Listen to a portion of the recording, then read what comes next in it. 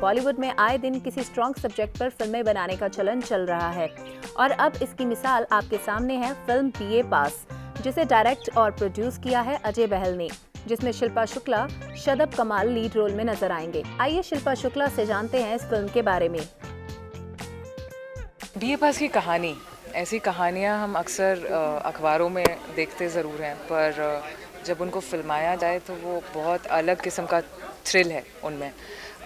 इसकी कहानी जो है वो मतलब मैंने अपने टेलीफोन पे पढ़ी थी। ऐसा बहुत कम होता है कि आप फ़ोन पे कहानी दें और आप रुक ना पाएँ, क्लाइमैक्स तक पढ़ जाते हैं।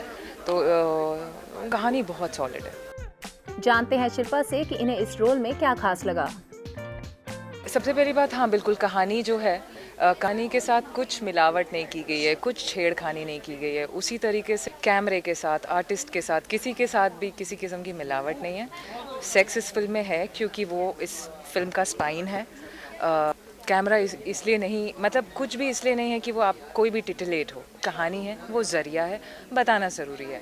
दूसरा, ऑब्वियसली हम सभी जानते हैं कि हिंदुस्तान में सेक्स इज़ ओवररेटेड। शायद कहीं पे क्योंकि हम इनको दर्शाने से या इसकी बात करने से इतना कतराते हैं। हालांकि हम ही हैं जो खजुराहो के मंदिर बना के बैठे हैं और हम ही हैं जिसने कामसूत्रा की रचना की। लेकिन फिर भी सो नेवर माइंड, कोई बात नहीं। आई थिंक इट्स ओके कि लोगों को they should get over with it. Shilpa Shukla ने फिल्म को लेकर अपना एक्सपीरियंस कुछ यूं जाहिर किया। मैंने ये रोल क्यों किया, क्योंकि ऐसा रोल बहुत अरसे बाद मिला और जहाँ मैं इस औरत को अपना चेहरा देना चाहती थी।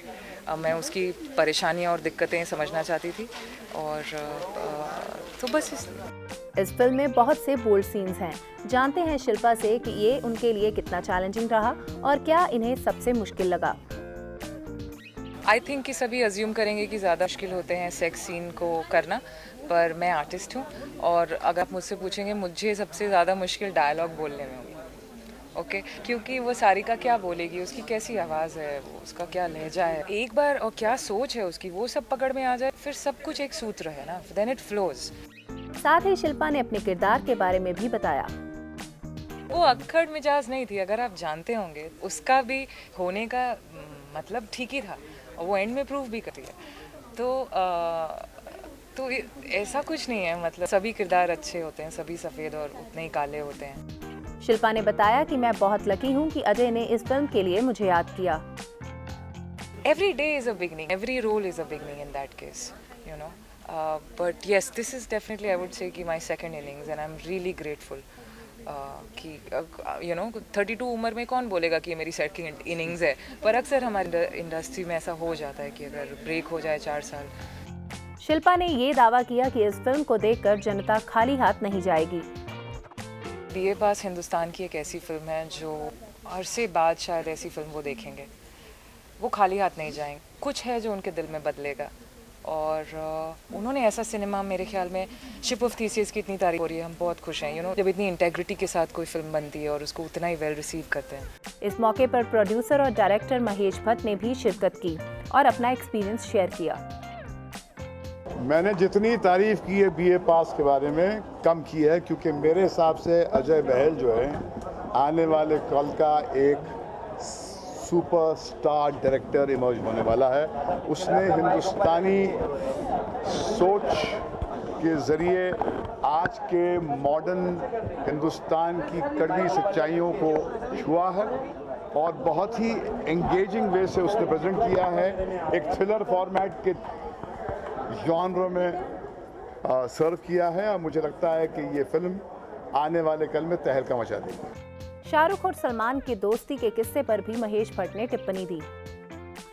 रमज़ान का जो महीना होता है, पाक महीना होता है, जिसमें लोग आपसी कड़वाहट से अपना दामन छुड़ाकर अमन, चैन, भाईचारे की, प्रेम की बात करते हैं। और इफ्तार की पार्टी हो और हमारे दो अपने मिलें और गले न लगें, ये तो पॉसिबल ही नहीं था। दोनों ने गले लगकर एक ऐसा संदेश भेजा है मुल्क में कि भैया के घर में झगड़े होते हैं, दूरियां आ जाती हैं, मगर ऐसी दूरियां भी नहीं आ जाती हैं कि हम फिर गले मिल ही नहीं पाएँ। क्या महेश भट्ट के मुताबिक शाहरुख और सलमान आने वाले वक्त में साथ काम करते हुए नजर आएंगे या नहीं? देखिए, वो दुकानदारी हर चीज़ में नहीं देखनी चाहिए। मुझे लगता है कि इफ्तार का एक अवसर था, रमज़ान का महीना था, दो हमारे अपने सुपरस्टार्स हैं, उन्होंने एक दूसरे को आमने सामने देखकर वही किया जो रमज़ान के महीने में लोग करते हैं। संजय दत्त को लेकर भी महेश भट्ट ने अपनी सांत्वना जाहिर की। संजय दत्त एक हाइपरटेंशन के मरीज हैं, ये एक सच्चाई है जो उसके करीब के लोग जानते हैं। हाँ, जेल में जाकर वो प्रॉब्लम थोड़ी सी एग्जैजरेट हो गई है, एग्रीवेट हो गई है, हम सब चिंतित थे, मगर फिलहाल हालात ठीक हैं। खबरों की दुनिया में आइए, हमारे साथ कहीं भी और कभी भी जुड़िए।